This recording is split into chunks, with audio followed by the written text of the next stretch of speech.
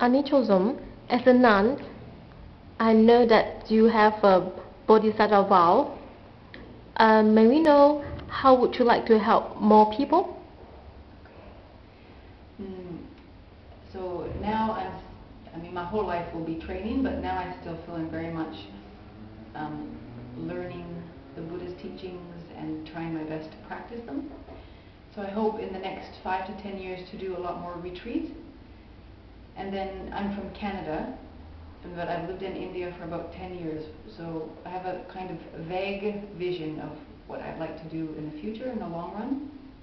And back in Canada, I hope to do something with education, especially for younger people, because I see in my society in North America, I feel a lot of compassion for younger kids, because there's very little guidance, like moral and spiritual guidance left in society, because so much of their day, so many hours of their life are spent playing video games, on the internet, with TV and these media, which are just overwhelming their minds.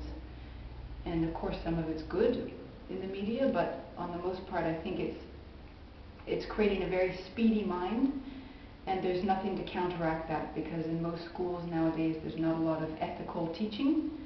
In the States, in public schools, religions aren't allowed to be taught, so unless they have a very good parenting at home, then there's not much moral guidance for young kids. So I would love to do something in the future in North America with younger kids, something maybe like weekend retreats where children join for two days, and they leave all of their iPods and electronics at the door, and for those 2 days just experiment. Have talking groups, ask some questions, play some games to learn about yourself, to learn about each other.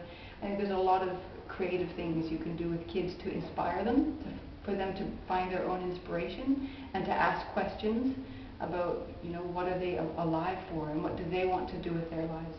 So that's the kind of thing I hope to do in the long-term future back in Canada.